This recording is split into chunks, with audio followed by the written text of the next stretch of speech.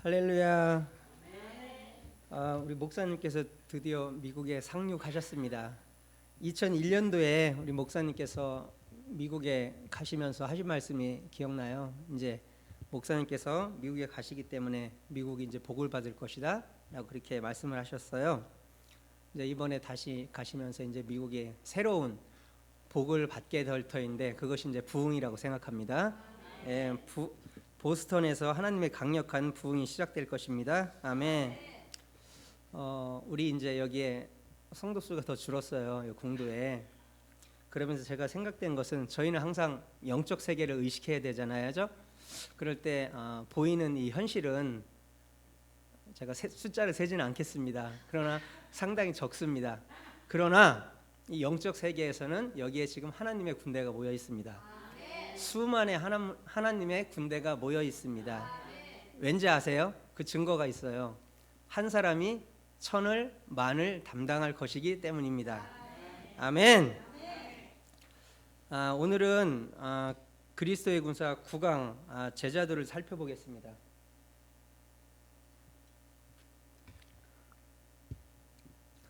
세상에서도 스승과 제자가 있어요. 세상에서의 그 제자가 어떤 개념이냐면은 아주 유명한 어떤 운동선수라든가 아니면 어떤 유명한 교수 아니면 유명한 과학자, 어쨌든 아주 유명한 사람들 밑에서 배우는 사람들을 제자라고 그러거든요. 그래서 그들은 그 유명한 그 스승의 어떤 유명함으로 인해서 세상적으로 막 어깨가 으쓱이고 자랑하고 뽐내고 막 그래요. 저 같은 경우도 그런 게 있었어요. 제가 대학원을 다닐 때 저희 지도 교수가 되게 좀 유명한 사람이었어요. 국내에서뿐만 아니라 아주 미국 그리고 국제적으로 아주 유명하신 분이었어요. 그래서 아주 업적도 뛰어나고 또 그러다 보니까 이제 그 대학교의 교수님들은 연구비를 이렇게 따오거든요. 그래서 어떤 교수님들보다도 연구비를 많이 따와서 또 제자들한테 혜택을 주고, 그래서 저도 나름대로 아주 자부심을 가지고 그렇게 학교를 다녔던 그 공부를 했던 그 생각이 납니다. 그러나 정말 하늘과 땅의 모든 권세를 가지신 예수님의 제자가 되는 것과 이 세상에 어떤 유명한 사람의 제자가 되는 것이 과연 그것을 비교를 할 수 있는지 여러분 한번 생각해 보시기 바랍니다. 하늘과 땅의 모든 권세를 가지신 예수님의 제자가 된다는 것은 참으로 영광스럽고 엄청난 특권을 갖는 것입니다. 세상에서 그 유명한 사람의 제자가 되기 위해서는 그 사람, 그 제자의 실력과 능력이 있어야 돼요. 그런 능력이 갖춰져야만이 그 스승의 제자가 될 수가 있어요. 그러나 예수님의 제자가 되기 위해서는 그런 실력이나 능력은 오히려 방해가 될 수가 있어요. 왜 그럴까요? 예수님의 제자가 되기 위해서는 자기의 가진 어떠한 것으로 되는 게 아닙니다. 내가 하나님을 얼마나 사랑하느냐, 내가 하나님의 나라를 얼마나 추구하느냐, 정말 내가 얼마나 낮추는 사람인가, 그런 거에 따라서 예수님의 제자가 되는 거지, 세상처럼 어떤 나의 능력, 나의 잠재력 그런 걸로 되는 것이 아닙니다.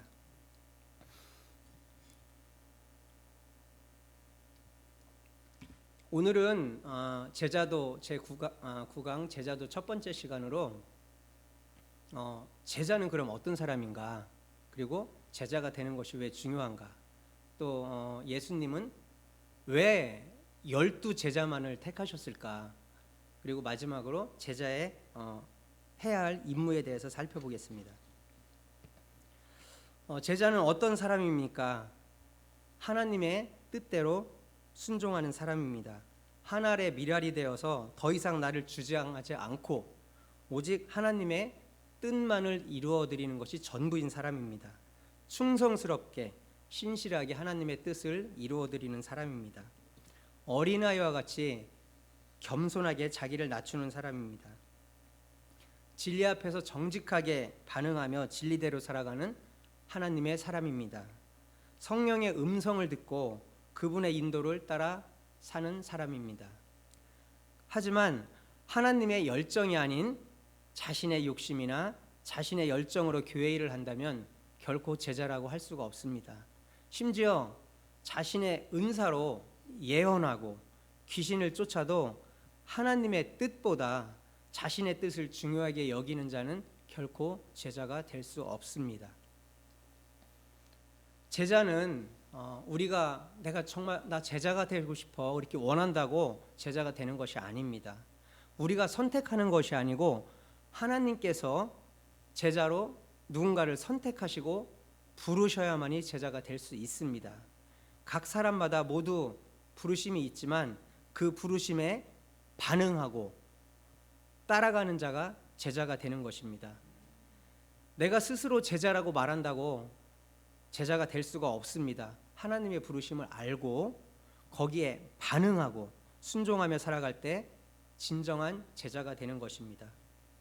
하나님을 갈망하고 사모하고 자신보다 하나님을 정말로 사랑해서 그분의 뜻만을 따를 때 제자의 자격이 주어지는 것입니다.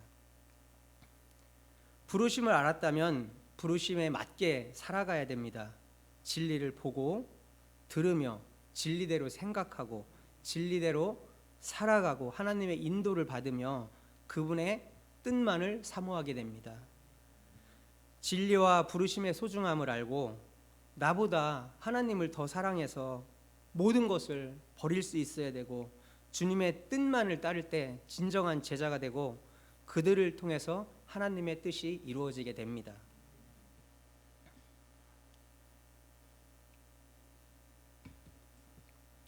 제자는 하나님의 통로이고 하나님의 소망입니다. 예수님은 반드시 제자를 통해서만 일하셨습니다. 하나님의 나라가 너무나도 중요하기 때문에 하나님은 아무나 사용하지 않으십니다. 하나님께서 제자를 택하시지만 그 부르심에 반응하고 따라가는 사람만이 쓰임받을 자격이 주어지게 됩니다. 하나님은 하나님의 꿈과 비전, 소망을 제자들에게 주셨습니다. 하나님이 이 땅을 인간에게 맡기셨기에 제자들을 택하시고 주목하시고 그들이 하나님의 뜻을 이 땅에서 이루도록 바라셨습니다.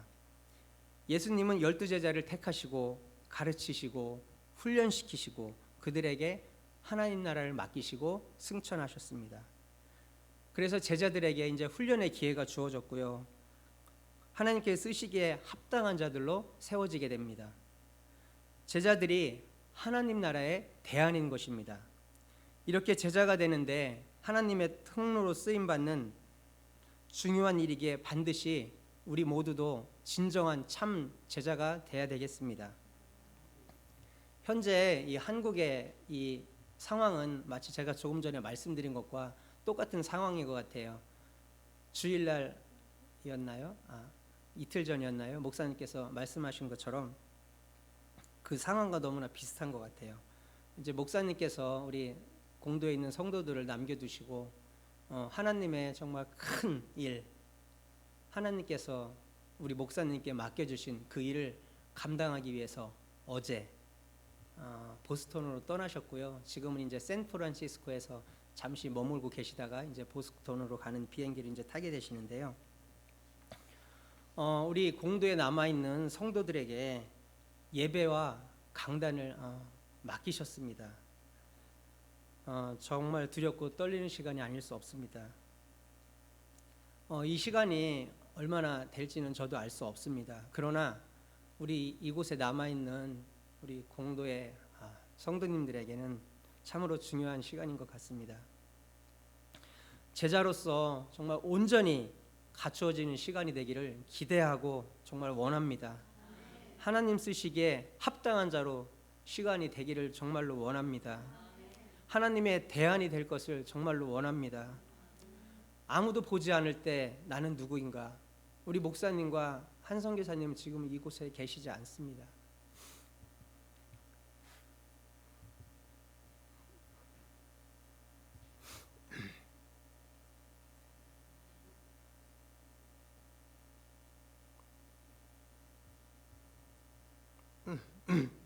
목사님과 사모님은 이곳에 계시지 않지만 우리 하나님은 우리를 계속 보시고 계시고 주목하고 계십니다. 우리가 진리를 새기면서 이 시간 동안 정말 제대로 제자로 갖추어지는데 마음을 다하고 힘을 다하고 뜻을 다하고 성품을 다해서 이 시간이 정말 우리에게 의미 있는 시간이 되기를 정말 축복합니다. 제자는 권능의 통로입니다. 하나님은 하늘과 땅의 모든 권세를 예수님을 통해서 인간에게 사용할 수 있도록 인간에게 주셨습니다. 그리스도인이라면 누구나 이 권세를 사용할 수 있지만 특별히 제자에게 주셨습니다. 제자들이 하늘의 권세를 사용할 때 엄청난 하늘의 권능이 그들을 통해서 흘러갑니다. 그 권세는 사람을 죽이기도 하고 살리기도 합니다. 그들의 말과 행동을 통해서 영혼이 구원받을 수도 있고 죽어갈 수도 있습니다. 특별히 이 시대 마지막 시대의 부흥은 창세로부터 지금까지 구원받은 성도의 수보다 더 많은 수가 주님께 돌아올 것인데 그때 하나님의 권능의 통로가 될 사람들은 바로 제자들인 것입니다.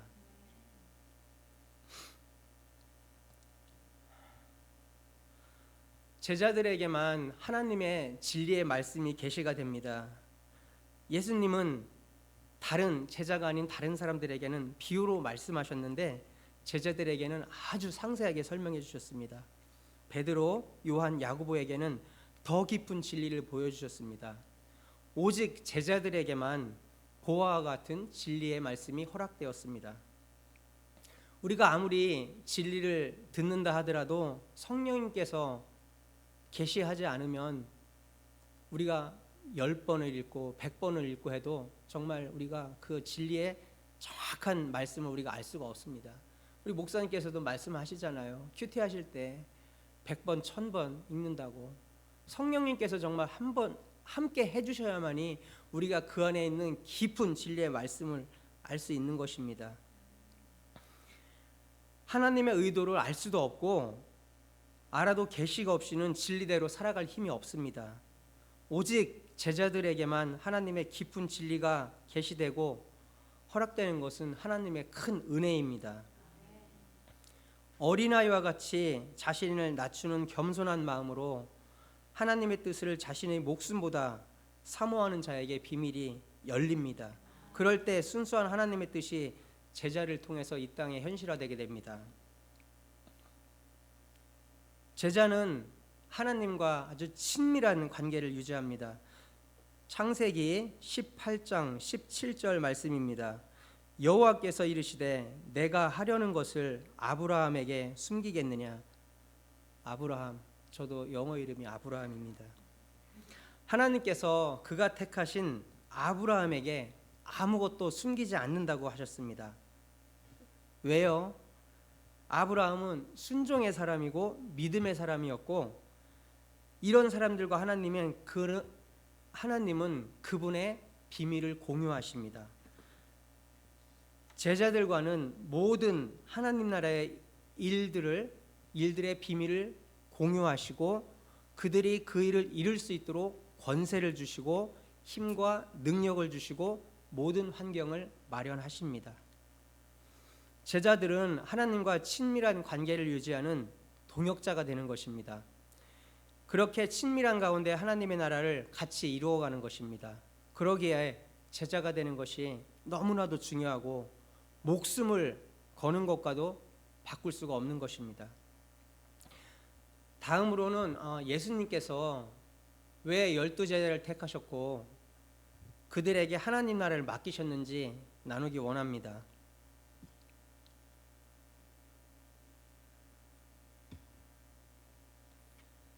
진짜 하나님의 뜻대로 사는 헌신된 하나님의 뜻만을 위해 죽기도 하고 살기도 하는 하나님의 사람들이기 때문에 12제자를 택하셨습니다. 하나님은 하나님의 일을 다수를 통해서가 아니라 오직 하나님의 뜻만을 원하는 하나님의 제자들만을 통해서 일하십니다. 12제자에게 하나님의 모든 꿈이 있고 하나님의 모든 기대가 있었습니다. 결국 모든 사람들을 구원하기 위한 거룩한 하나님의 꿈이 있었지만 예수님은 전략적으로 12명만을 택하셨습니다. 12제자가 하나님의 위대한 일을 이루는 예수님의 전략이었고 대안이었고 꿈이었습니다. 저와 여러분이 그런 제자가 되시기를 축복합니다. 예수님의 사역이 시작될 때 12제자를 택하셨고요. 하나님의 뜻에 따라 그들을 부르신 대로 그들을 택하셨습니다. 그러나 예수님을 따라다녔던 수많은 사람들 중에 오직 12명만을 택하셨는데요. 그들에게 하나님의 나라를 맡기신 이유는 예수님은 다수가 아닌 소수를 통해서 일하시기 때문입니다. 하나님은 다수를 통해 일하는 것을 기뻐하지 않으십니다. 세상의 관점에서 보면 제자를 많이 키우고 수많은 제자들을 키워서 아주 빠르게 하나님 나라를 전파하는 것이 지혜로운 방법이라고 생각할 수 있겠습니다. 그러나 왜 그게 아닐까요? 하나님의 나라가 그토록 중요한데 그것을 아무한테나 맡길 수가 없기 때문에 그런 것이었습니다. 그래서 12명의 제자만을 택하신 것입니다. 하나님은 모두를 사랑하시지만 하나님의 나라가 정말 그토록 소중하기 때문에 아무에게나 그 하나님 나라를 맡기지 않으십니다. 아무나. 그래서 예수님은 진리를 전하실 때 비유로 말씀하셨어요. 아무나 듣지 못하게 하기 위함이라고 말씀하셨습니다. 또 이기심에 예수님을 따라다니는 자들을 거르기 위해서 예수님은 그렇게 말씀을 하셨어요. 들을 자격이 없는 자가 듣고 변화되지 않도록 오직 들을 귀 있는 자만 듣고 하나님의 제자가 될 수 있도록 하셨습니다. 또한 쓰임받기 합당한 하나님의 사람들이 소수이기 때문에 하나님은 그들을 통해서만 일하십니다. 다수가 아닌 소수에게서 진짜가 나오기 때문입니다. 다들 여러 이유로 예수님을 떠나가고 오직 12명만 남았습니다. 사실 그들 나름대로 예수님 곁을 떠날 많은 이유들이 있지 않았겠어요? 여러분들도 지금 이곳에 남아있지만 그동안 떠나야 될 그런 많은 이유들이 있었을 것 같아요. 그들도 예수님을 떠나야 할 분명한 많은 이유들이 있었을 것입니다. 그러나 그런 것들을 다 포기하고 예수님 곁에 남아 있었습니다. 남아 있는 것이 중요합니다. 남은 자가 되어야 합니다. 이들은 자신의 뜻보다 하나님의 뜻만 사랑하는 자들이었습니다. 자기를 부인해야 됐고요. 그래서 하나님의 뜻만을 순종하는 자들이었습니다. 하지만 그렇게 하나님의 뜻을 소중히 여기는 자들이 많지가 않아요. 그래서 하나님은 다수를 사용하고 싶으셔도 사람이 없기 때문에 다수를 사용하실 수가 없는 것입니다. 하나님께서 시온의 성도들을 지금까지 이끌어 오시고 부르시고 응답하고 한 그러한 모습과 너무나도 유사한 것 같아요. 예수님 곁에도 수만 명의 그 사람들이 예수님 곁에 있었지만 12명만 남았고요. 결국 예수님은 그들을 통해서 하나님의 일을 시작하셨습니다. 우리 교회도 처음에는 수십만까지는 아니지만 많은 수의 사람들이 모였고 그 시간이 지남에 따라서 지금은 많지 않은 그런 성도들이 남아 있습니다. 하나님께서는 이 남은 자들을 거룩하고 정결한 하나님의 사람, 제자로 세워가고 계십니다. 이 남은 자들을 통하여 하나님은 하나님의 일을 이루어 가실 것입니다. 아멘.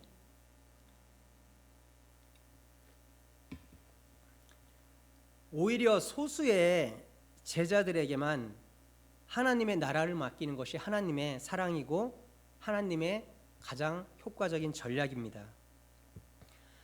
다수가 하는 일과는 비교를 할 수가 없고요. 그 소수를 통해서 하나님의 일이 일어나기 때문입니다. 소수의 제자들을 통해 수없이 많은 영혼들이 주께 돌아오게 될 것입니다.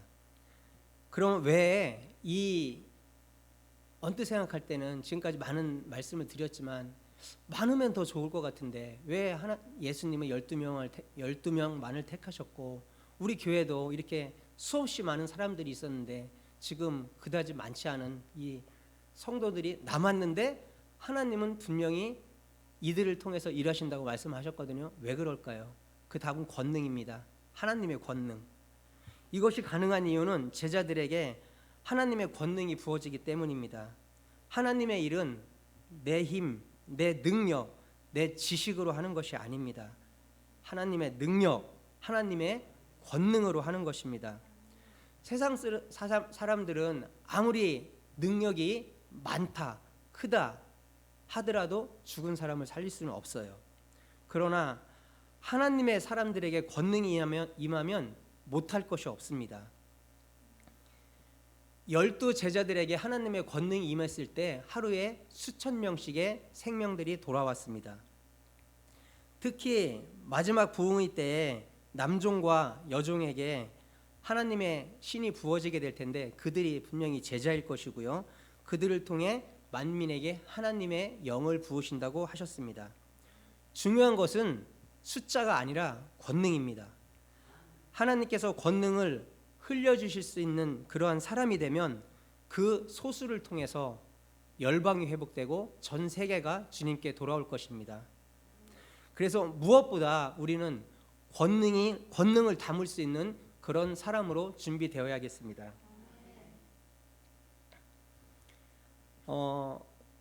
다수를 이끌고 가다 보면 사람들은 그 사람들이 잘했다고 생각해서 다수에게 영광이 돌아갈 것입니다.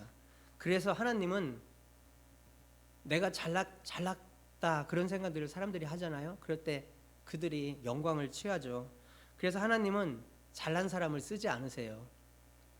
머리가 좋고 나쁘고의 어떤 그런 문제가 아니라 자신을 잘났다고 여기는 사람은 결국은 자기 영광을 추구하게 됩니다.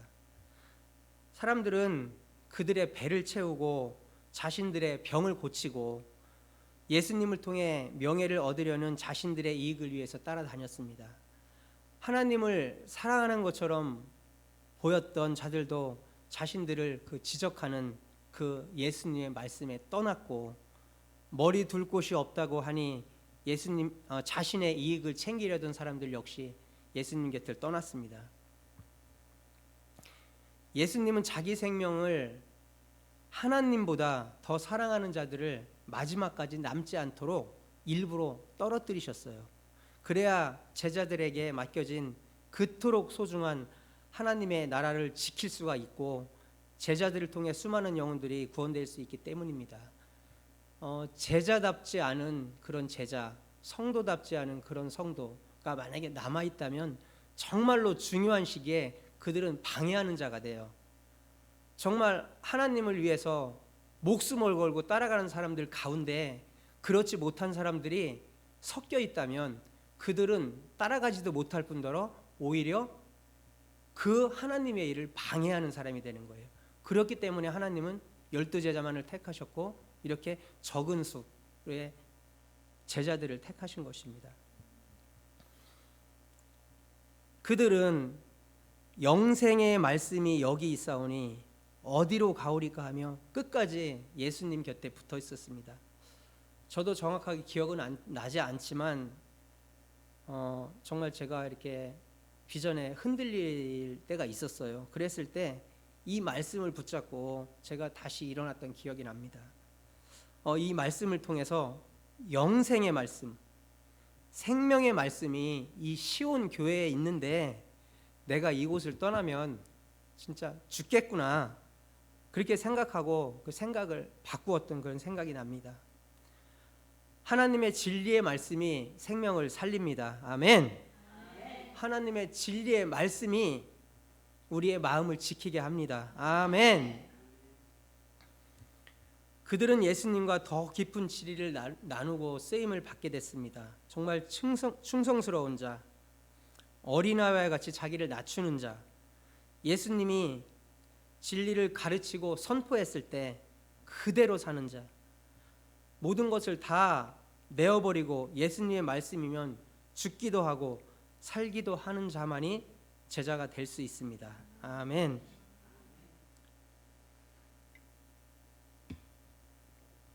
이번에는 제자의 그 임무에 대해서 알아보겠습니다. 제자들의 임무에는 크게 세 가지가 있는데요.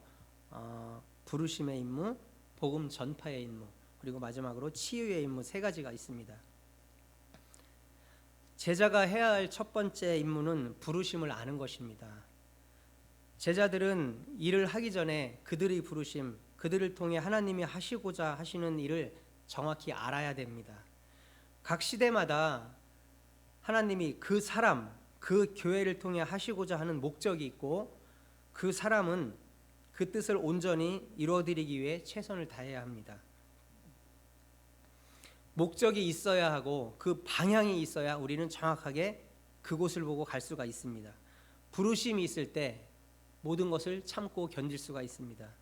그렇게 부르심에 맞게 살아야 하나님의 뜻이 우리를 통해서 이루어집니다. 하나님이 각 사람마다 부르시는 이유가 다 다르기 때문에 그 하나님의 기대치도 다르십니다. 그래서 대충 적당히 하거나 또는 더 열심히 많은 일을 하는 것보다 부르심대로 사는 것이 가장 좋고, 그것이 행복하게 살면서 열매 맺는 비결입니다. 그래서 각자 우리의 부르심을 확인해야 됩니다. 정말 우리가 제대로 살고 싶고, 정말 의미 있게 살고 싶고, 정말 한 번 사는 인생 영광스럽게 살고 싶고, 정말 하나님의 뜻대로 살고 싶은 그런 소원이 있는 자들에게 하나님께서는 부르심을 주십니다. 제가 정말 확신하게 하는데요, 우리 시온의 모든 성도님들은 정말 우리 교회의 비전을 만나기 전에 다른 교회들 다 다녔을 거 아니에요. 정말 내가 정말 바르게 살고 싶고, 정말 의미 있는 한 번뿐인 인생 의미 있게 살고 싶고, 정말 위대하게 살고 싶고, 정말로 하나님의 뜻대로 살고 싶은데 이것을 끌어줄 사람이 없는 거예요. 다들 그러셨을 거예요. 우리 김은자 성교사님도 그러셨을 테고, 우리 김영희 성교사님도 그러셨을 테고, 모두가 정말 뭔가 있는데 이것을 이끌어줄 사람이 없는 거예요. 그러면서 찾고 또 찾고 기도하고 또 기도하고 그러다가 하나님의 때가 되매 이 우리 교회의 설교 CD를 만나게 되고, 아니면 어떤 지인을 통해서 우리 목사님의 말씀을 아마 접하시게 됐을 거예요. 지난주 그리스도 저희 군사 미팅 시간에 이런 부분을 나누었어요. 그랬을 때 모두가 이런 경로를 통해서 우리 교회를 만나게 됐다는 것을 알게 되었습니다. 그래서 그들이 정말 그 목사님의 말씀, 그거를 딱 듣는 순간, 다른 표현도 있겠지만 다 대부분 이런 공통적인 말씀을 하셨을 것 같아요. 바로 이 말씀이야. 바로 하나님께서 원하셨던 갈 길이 바로 이 길이야. 드디어 내가 길을 찾았어. 그렇게 하셨을 거예요. 우리 교회의 부르심에 응답하시고 정말 지금까지 모든 환경을 이기시고 승리하신 시온의 성도님들을 죽도록 사랑하고 축복합니다. 우리는 승리할 것입니다. 우리는 이기는 자입니다. 아멘. 마지막 시대에 하나님은 깨어있는 자들을 중보자로 세우시고 기도하시고 그의 남종과 여종에게 하나님의 영을 부으십니다. 기도의 양이 차면 그들을 통해 만민에게 하나님의 신이 부어질 것입니다. 우리의 부르심은 하나님 나라 완성입니다. 우리 함께 다시 한번 말씀하시겠습니다. 우리의 부르심은 하나님 나라 완성입니다. 아멘. 이 땅에 하나님 나라가 완성되고 예수님이 오시는 일을 위해서 우리는 지음을 받았고 택함을 받았습니다. 아멘. 이 일을 위해 열방의 부흥을 담당하는 것이 우리에게 맡겨진 임무이고, 우리는 그 부르심에 맞게 하나님의 제자로 훈련되어서 열방으로 나갈 것입니다. 우리는 만민에게 하나님의 신이 부어지는 추수를 위한 부르심을 받았습니다.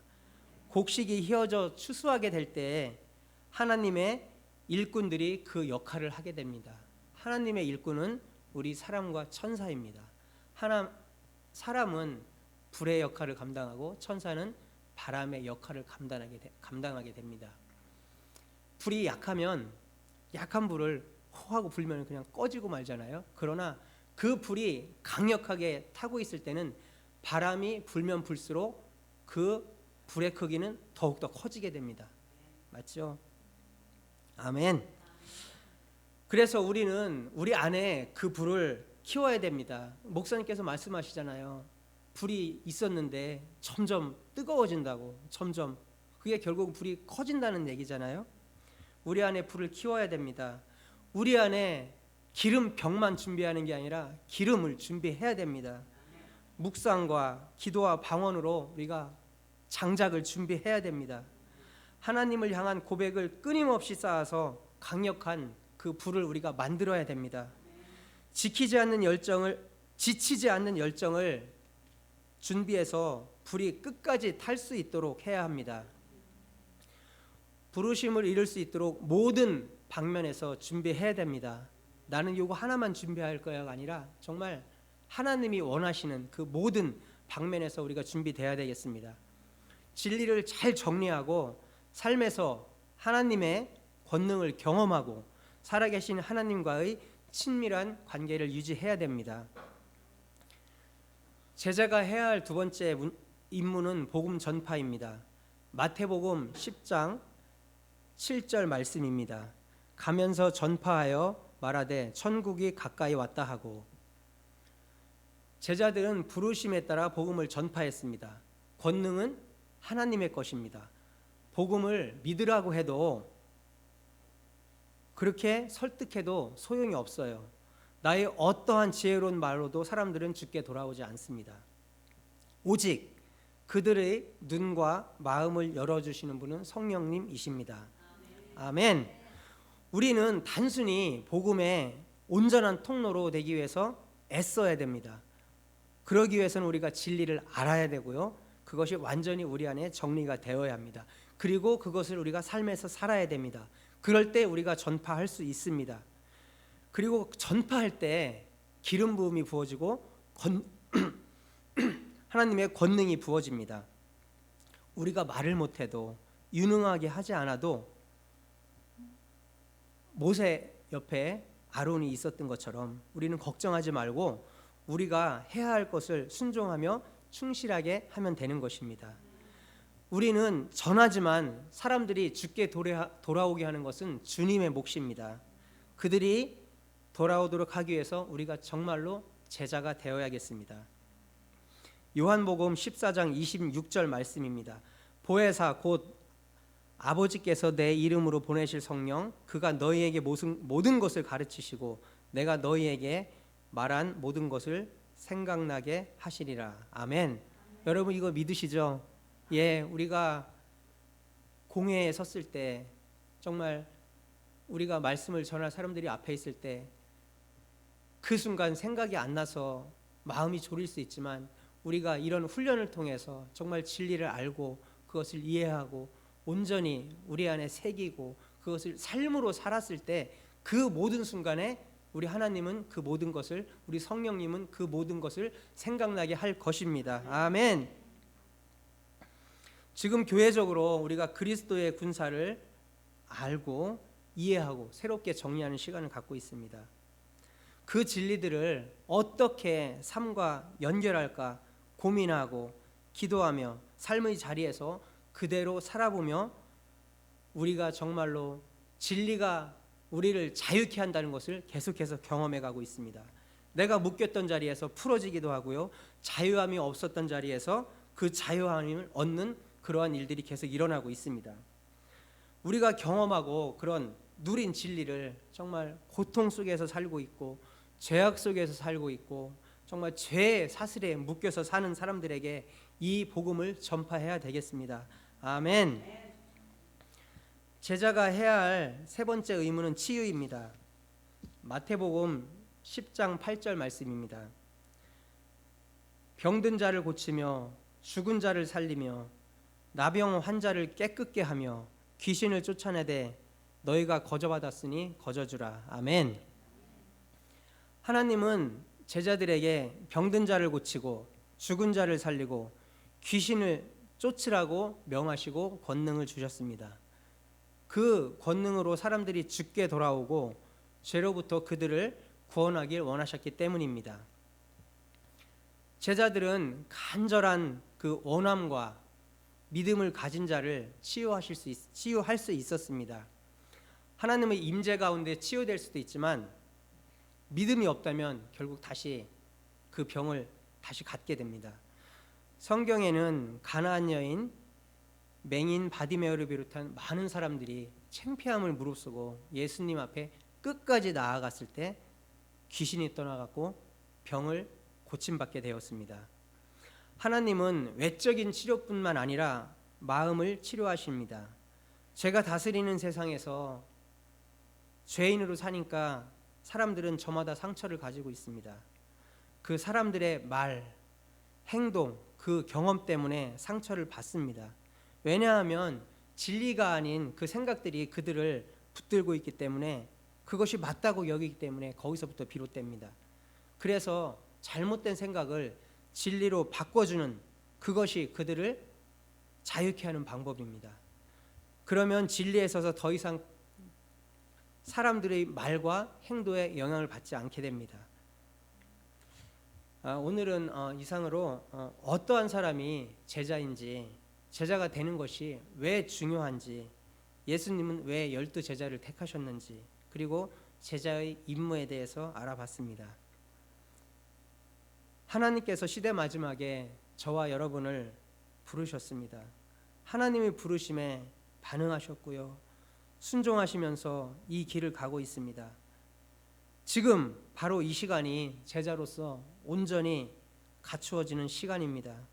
어떠한 사람이 제자이고 왜 제자가 되는 것이 중요한지 정확하게 알고 제자가 되는데 온전히 힘써야 될 것입니다. 기도하시겠습니다. 하나님은 제자들에게 꿈이 있고 모든 기대가 있으십니다.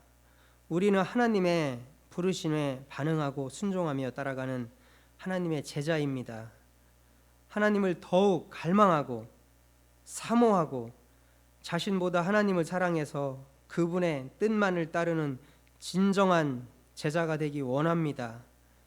진리와 부르심의 소중함을 알고 오직 주님의 뜻만을 따르는 제자, 그리하여 우리를 통하여 하나님의 뜻을 이루는 제자가 되기 원합니다. 주님 도와주시옵소서. 예수님의 이름으로 기도드립니다. 아멘.